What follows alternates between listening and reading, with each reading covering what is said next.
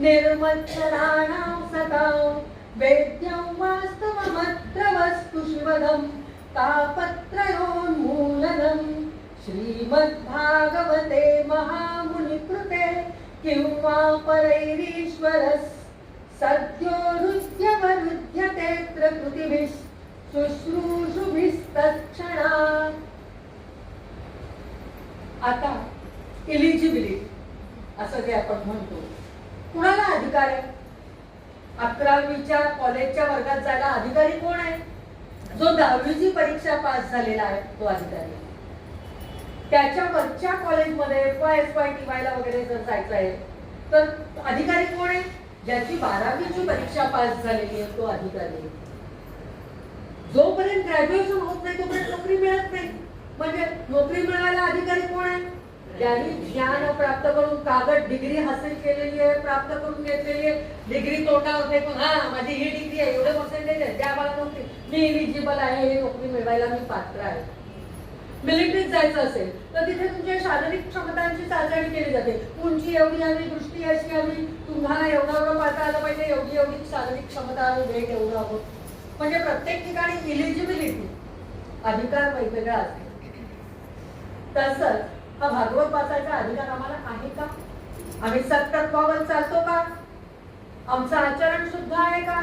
आम्ही घरात बसतो सोफ्यावर, आम्हाला आमच्या मैत्रिणीचा फोन येतो, मित्राचा फोन येतो, हॅलो काय म्हणतेस, कशी आहेस, मी छान आहे, तू छान आहे, अगं मी तुझ्या घराजवळ आले, येऊ का? अगं नाही, मी आता आउट ऑफ स्टेशन आहे, नको येऊ. आमची मुलं बाळं नातवंड आजूबाजूला असतात, आम्ही बोलतो ना असं, कारण त्या माणसाने आमच्याकडे येऊ नये असं आम्हाला वाटत असतं. धादांत खोटं बोलतो. अहो काय सांगता ताई, आम्ही खोटं नाही हो बोलत. हे बोलता ना का? नाही बोलतो, बोलतो, सगळेजण बोलतात. मला माहिती आहे ना की आम्ही सांगतो, आम्हाला वाटतं त्या मैत्रिणीने आमच्याकडे आता येऊ नये.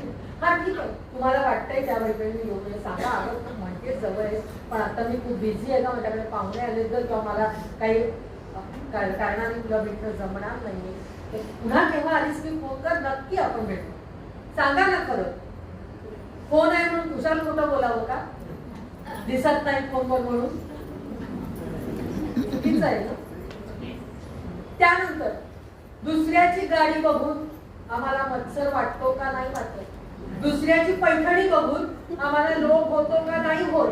बाई बाईच्याकडे कुठला एवढा पैसा आहे, कुठला एवढा पैठणी येते, कुठला एवढी गाडी आली, घोडा आला, हिचं सर एवढं 3 BHK काय करतात ही माणसं? मत्सर वाटतो, द्वेष वाटतो. माझ्याकडे नाही ते दुसऱ्याला मिळालं की त्या दुसऱ्याचा राग येतो, मत्सर वाटतो, द्वेष वाटतो. मग इथे तर आपल्याला दुसऱ्या चरणात ते सांगतायत धर्म काय आहे? निर्मत्सराणां सतां. कुणी भागवत ऐकावं, कुणी वाचावं?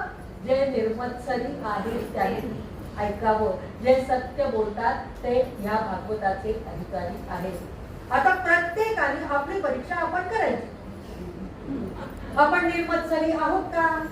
द्वेष, राग, लोभ, मोह हे आमच्याकडे आहेत का दुर्गुण? सत्य आम्ही बोलतो का? तर आम्ही ह्या भागवताच्या श्रवणाचे, पठणाचे अधिकारी आहोत. चला उठा, आपली आपली परीक्षा झाली, आपण काय अधिकारी नाही.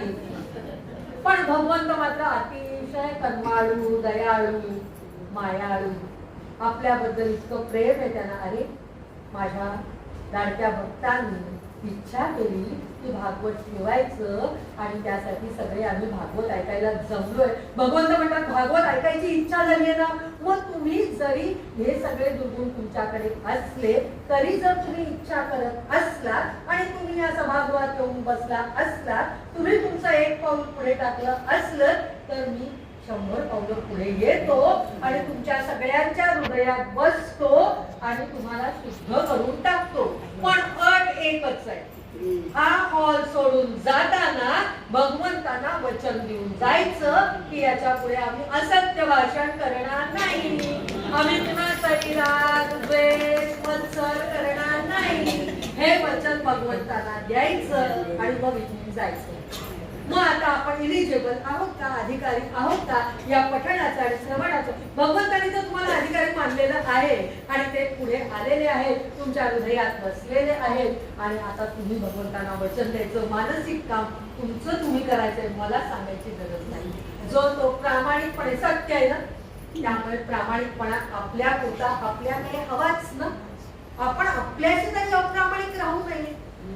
बाहेर तुम्ही काय सांगायचं ते सांगा, पण तुमच्या मनाशी तरी तुम्ही प्रामाणिक राहा आणि भगवंतांना तसं वचन द्या की भगवंता आजपर्यंत झालं, एवढं पुढे झालं, आता माझी 50, 60, 70 झाली, आता मी मात्र अशा वाईट मार्गाने जाणार नाही, हे वचन तुम्हाला देतो. कुठल्याही मैत्रिणीला मी असं म्हणणार नाही की मी घराला नाहीये, तू ये पण पुढच्या वेळेला ये असं मी तिला सांगेन.